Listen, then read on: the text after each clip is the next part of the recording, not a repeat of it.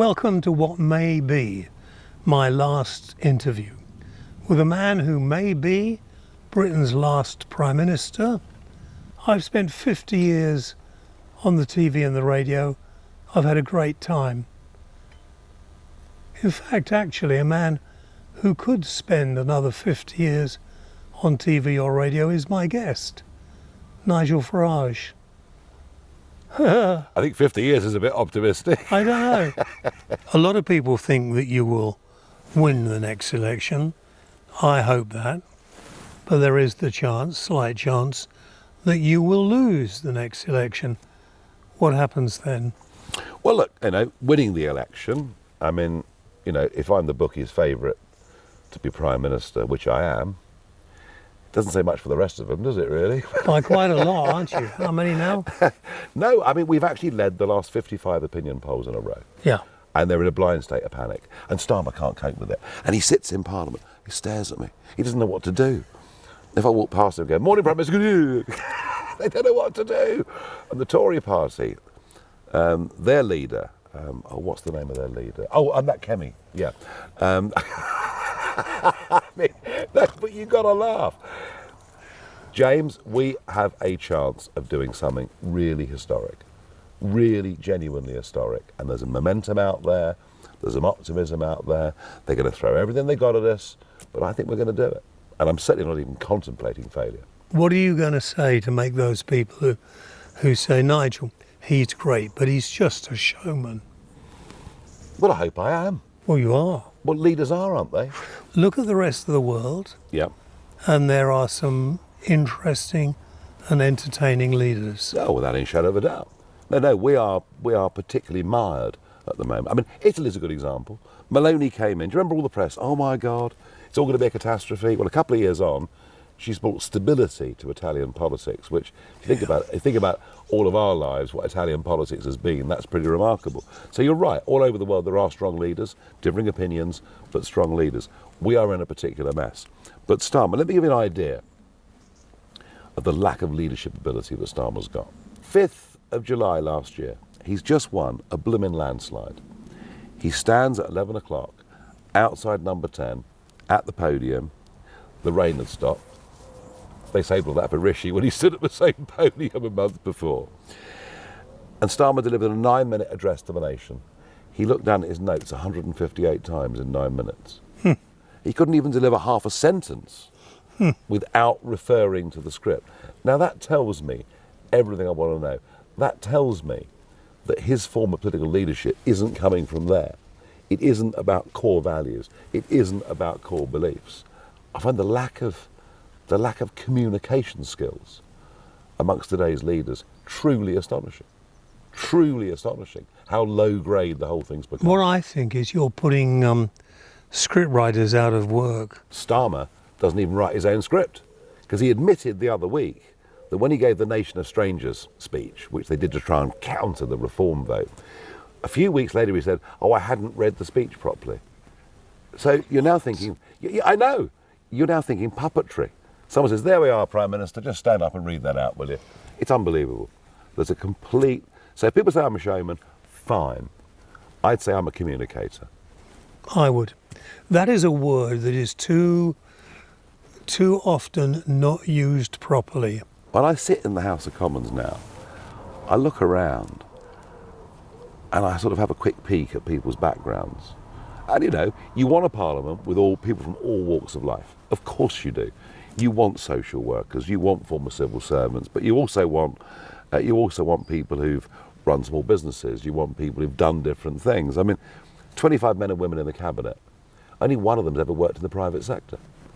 They are, literally, this is the public sector. This is the taxpayer-funded, should I emphasise, public sector that has taken over the country. And it doesn't seem to understand that if you don't create wealth, you've got nothing. And my fear is there's an exodus going on. As we speak, there is an exodus going on. The non-doms, the rich foreigners, they've left in droves. Many, many 30, 40-somethings who are ambitious, entrepreneurial types, have upped sticks from America, they've upped sticks for Australia, they've upped sticks for Milan, who are doing tax deals. Yeah. I even had this week a friend of mine who's done very, very well in business, and he's leaving before the budget in October because he fears a wealth tax.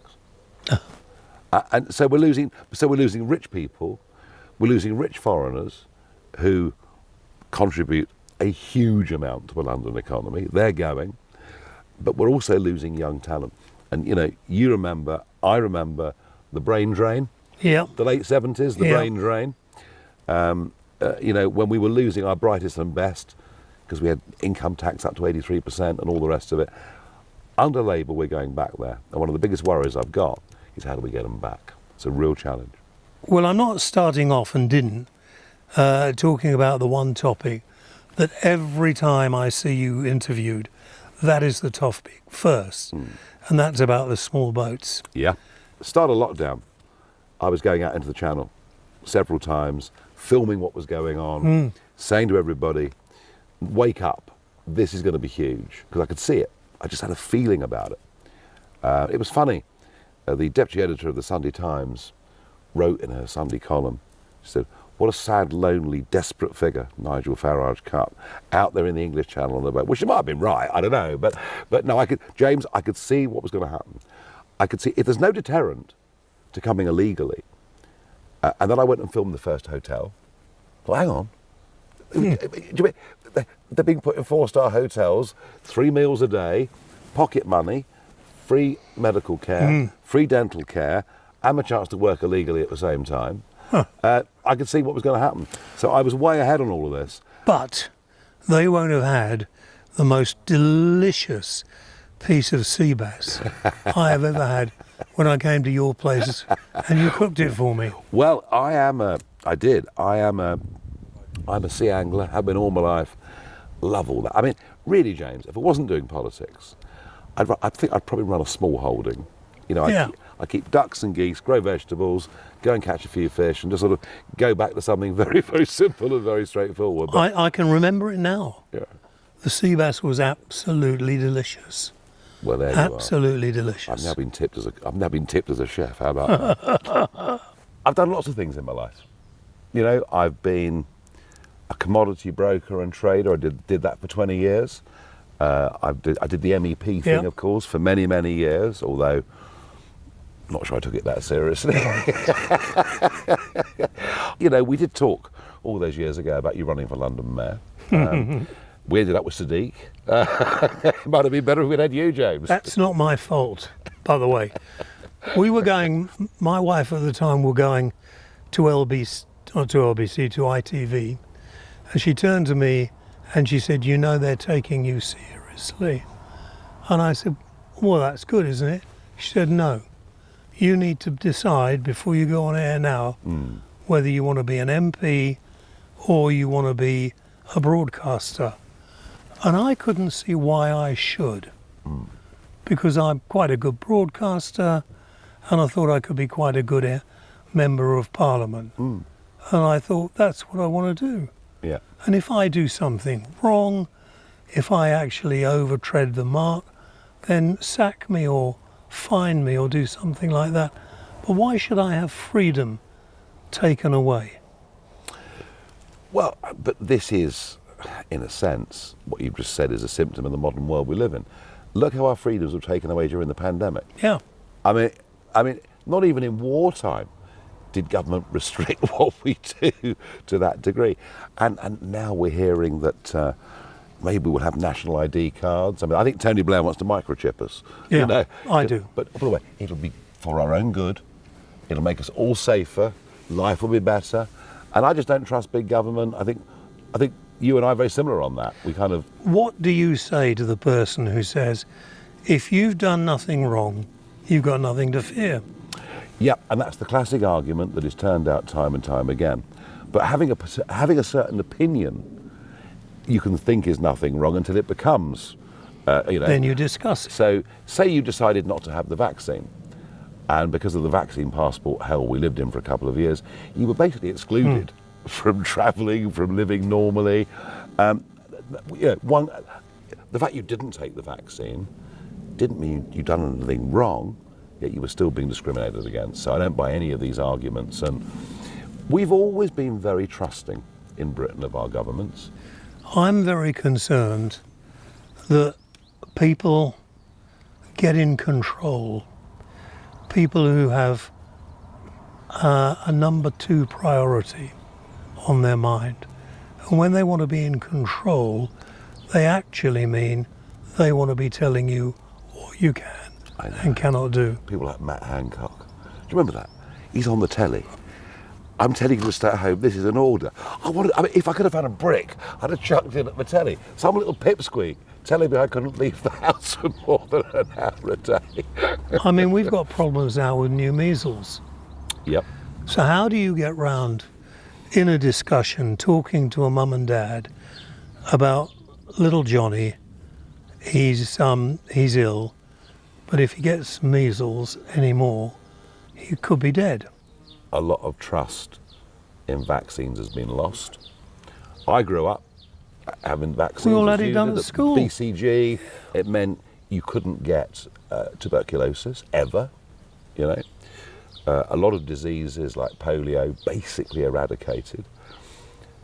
But then when the mRNA vaccine came along, I'd read a few doubting voices on the internet. I thought, no, I'm perfectly happy with this. I've grown up with vaccines. I went and had the first two. By the time it came to the booster, and by this time, James, they were texting me, emailing me, calling me, you haven't had your booster yet. And I started to ask questions. But surely if I've had the vaccination, that means I don't need to do it again. And they basically lied to us. Do you remember the advert? Yeah. Could you look into his eyes? Meaning, if you haven't had the vaccine and you meet your elderly uncle, you're going to kill him. I mean, that's effectively what they were saying. And then we learned sometime on, they knew all along, that having the jab did not stop you from passing on COVID, did not stop you from catching COVID again. So there were so many lies told during that period of time that it's damaged our confidence in vaccines in general, which I think is part of why the measles problem has come back. The other problem is cultural. London is where the problem is. If you look at different places in London where they're against vaccine for cultural reasons, these things are going up and up and up. Oh, Dartford, just down the road here, has got a yellow fever clinic. Yeah. You know. Yellow fever. I've only once been kicked off Twitter, as it was. Only once. And that was when I put out a tweet to say that the Western Docks in Dover had basically been evacuated that morning because coming across on the dinghies were some people very sick with COVID. And I was kicked off Twitter. I had to apologise to get back on it because to attribute a disease with a certain grouping of people was considered, as you say, racist extreme. Well, I can sit here today and tell you that as we speak, diphtheria is spreading in the camps of Calais. Yeah. All right? A disease that we eradicated back in Edwardian England is spreading through the camps of Calais. And I think things are changing. I think they call it the Overton window. I think what we're allowed to debate is now becoming much more mainstream, much more real, because I think what we know is that this country has been the most open-minded, the most accepting, in fact the most compassionate over centuries when it comes to those around the world in terrible peril. The difference now, and I do think Blairism's got a lot to do with this, through what was called multiculturalism, we actually encourage groups to stay separate, to stay different, rather than joining in. And now we've got groups of people, James, large groups of people in London, who literally hate our way of life. I don't have very much time left. And it's not a time when most people would really want to make an interview or talk about it. Yeah, but you're James Whale. Yeah, I must do something different. But I'm talking from this perspective of why on earth we don't do something to show the people who want to come here and who come here. And why do they want to come here? Because this is the best country in the world. Well, yes, It was. and we're a soft touch. We're a soft Yeah. touch. We're a soft touch. I mean, what sane country says that you can access the benefit system as quickly as you can in this country? You know, you can't have freedom of movement of people at any level, or open borders at any level, all the while you've got a social security system. Yeah. And we're now learning the truth that, of course, net migration is making us poorer. All the old arguments about everybody comes here to work, it's all nonsense. Most people that have come here in the last 10 years aren't working. And I think the public are waking up to that, and that's probably why reform has done well. Firstly, because we cheesed off with the two parties. They both look a bit like, you know, each other and failures. And secondly, because I've been saying this kind of stuff for a very, very long time, in the face of a lot of hostility, in the face of a lot of abuse, and people are beginning to say, do you know what, this bloke's right. He's actually called this stuff out, you know, and been saying it for a long time and been consistent. And people want a real change. How long before they get it? I am not convinced, despite the massive majority, I am not convinced this government goes the full term. I think the economic problems that are building up are akin to the late 1970s. I think the debt burden just gets bigger and bigger. We're basically going into recession. And you know who's going to get the blame? Who's that? Not me. Not again. They can't blame me for everything. This is what annoys me. I hear such rubbish spoken on the radio and the TV. Yeah. You know, we've established the fact, I've known you a long time. Yeah. If you didn't want this country to succeed, you'd in America, Of course. living in a wonderful, Of course. so would I. The people that are supporting me, this is not a protest. This is not a two fingers up. And you don't want that. I don't want that. This is actually, and the events I do, when I travel around, people say, you're going to do this. You're going to turn this country around. There's a wave of optimism that we actually can do this. Collective will, we can do this. I mean, I know they're going to make it very hard for me. You know, I know they're going to throw everything. I've watched what they tried to do to Trump in America, etc. I know this will be tough. You and I are very similar in this regard. We say to people, take us as we are. If you like us, that's fantastic. If you don't, we couldn't care bloody less. You know, we're very similar in that regard. So I'm not going to be scrolling through the comments, you know, on Mail Online to see whether people like me or not. I'll just go on doing what I think is right. I don't want to identify where I am, because then I might have to have 8 burly security guards like you have sitting outside. But do you really have to have them? I think the threats are very real, yeah. And I think, oh yes. I mean, I've had, despite having people with me, I've had milkshakes thrown in my face, pints of beer poured over my head, cement chucked at me, been hit over the head with banners. Oh yeah. I think, the big danger is if it's pre-advertised where you're going. So, you know, Nigel will be in Maidstone Town Centre at midday on Saturday. You've got a real problem. If Nigel just turns up at midday in Maidstone, it'll probably be okay. Yeah.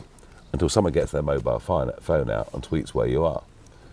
And, you know, the hate mob is very real. And I kind of, you're seeing it with, take Palestine Action. Take that particular group. They think using violence is perfectly acceptable. Those of us that believe in democracy think we have our debates and we'll sort it out with a pencil and a piece of paper come election time. So I think there's a growing number of people on the sort of loony left who think violence is totally acceptable. So I'm afraid the answer, sadly, is yes.